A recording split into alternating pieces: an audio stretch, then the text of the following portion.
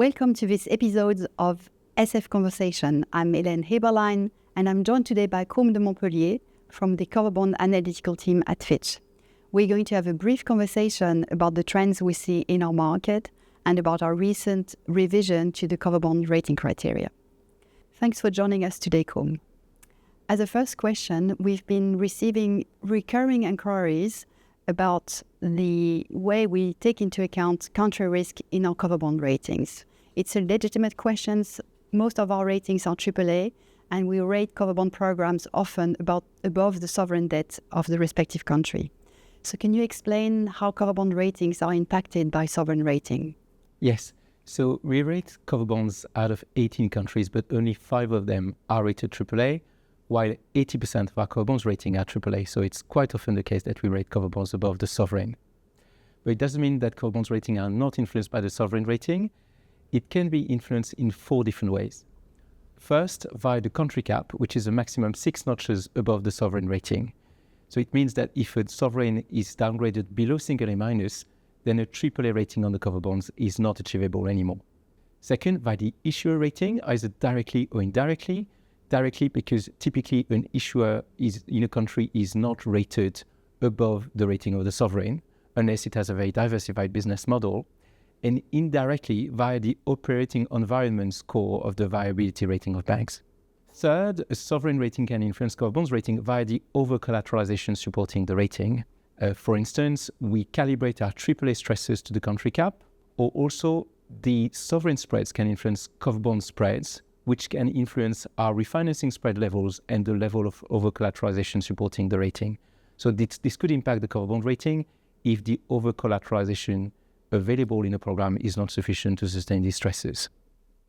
And a fourth way, maybe more obvious way, where cover bond rating are influenced by sovereign ratings is for public sector for cover bonds with exposure to the country. So for these programs, the over-collateralization is unlikely to support stresses much above the sovereign rating. So they are the first to be impacted when there is a sovereign rating action.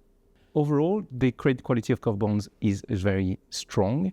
I'll just give you a few metrics, but out of the 18 countries where we rate cover bonds, we have only 2 on outlook negative, 3 on positive outlook, and all the others are on stable outlook. We have 7 cover bonds rating on outlook positive, only 1 on outlook negative, the one in Poland. And we have all cover bonds but 2, which are rated AA or higher, with none of our cover bonds rating being constrained by OC. So overall, a very strong metric for cover bond. Very well, thank you, Cosme. We've just published a revision to our cover bond rating criteria. Could you summarize the changes and how they potentially affect ratings? Yes, so we have made small revisions to our cover bonds rating criteria with no rating impact, but we've mainly changed 2 points, one relating to the resolution uplift and the other one to the calculation of the break-even over collateralization for the rating. So first, on the resolution uplift, so we now have more clarity on the resolution path for banks and the likely impact on cover bond ratings. So what we'll do is we will differentiate between banks which have raised resolution debt buffers and banks which do not have debt buffers. So for banks which have resolution debt buffers, we will apply the maximum 2 notches of resolution uplift. For banks without debt buffer, the resolution uplift will depend on many different factors. First, the quality of the cover pool, whether they are made of standard assets. Second, the size of the cover bond market. Third, the type of cover bonds, whether they issued under a dedicated legislation or not. And obviously the likely path of resolution for banks in that particular country. So the resolution uplift for these ones will be up to 2 notches, but it could be 0 notches. This change has very little impact in practice. It only impacts 5 programs for which the resolution uplift would move from 1 notch to 2 notches, but it has no rating impact. And the second major change to our rating criteria regards the calculation of the break-even over collateralization for the rating. So we used to calculate it based on the stresses in line with the cover bond ratings. So for AAA cover bond ratings, we would use AAA stresses.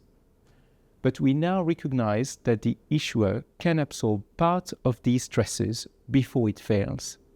So in practice, what this means is that we will apply a 25% haircut to the model output when calculating the break-even OC for the rating, and only for issuers with a resolution reference point, so the issuer rating plus the resolution uplift of BBB plus or above, and for issuers which have available unencumbered assets.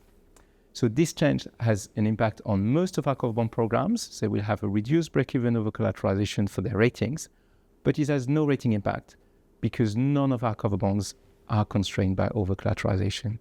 Perfect. So different reasoning for the resolution uplift and the 25% reduction in break-even over collateralization for most ratings. Moving on to our last topic, the European Banking Authority has been preparing a recommendation for the recognition, regulatory-wise, of third country cover bonds for EU investing banks. And in the UK also, we have a consultation going on at the moment. And obviously, there is cross-border investment of EU banks in non-EU cover bonds and of UK banks in non-UK cover bonds, which are set up in a very similar way. So what are the conditions for a full regulatory recognition? Yes, so we are getting closer to an equivalence regime, but it's a very long journey.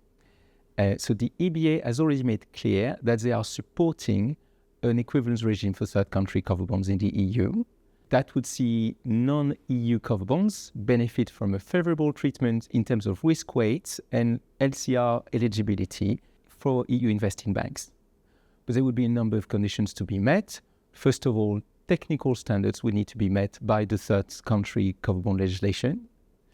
But also there are two major conditions for equivalence to be granted. The first one is reciprocity, and the second one is the maturity of the cover bond market.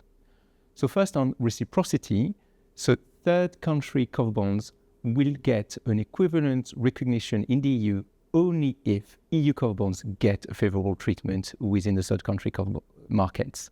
So that will mean it will take more time for equivalence to be recognized because both sides need to agree on the equivalence. And the second, the equivalence would only be given to cover bond markets which are sufficiently mature. That's what the EBA is recommending.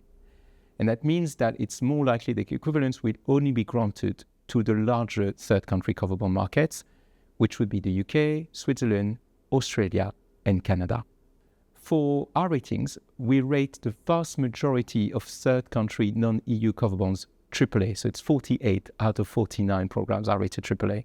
And we think it's reasonable to apply lower risk weights to these cover bonds, which are highly rated and are issued in countries with low country risk. However, we think in terms of the LCR eligibility and the measure of liquidity, it's less straightforward because our ratings do not embed a recognition of liquidity. Thank you very much, Cosme, for joining us today. And thank you for watching. If you have any questions or would like to continue the conversation, please send us a note at the address on screen.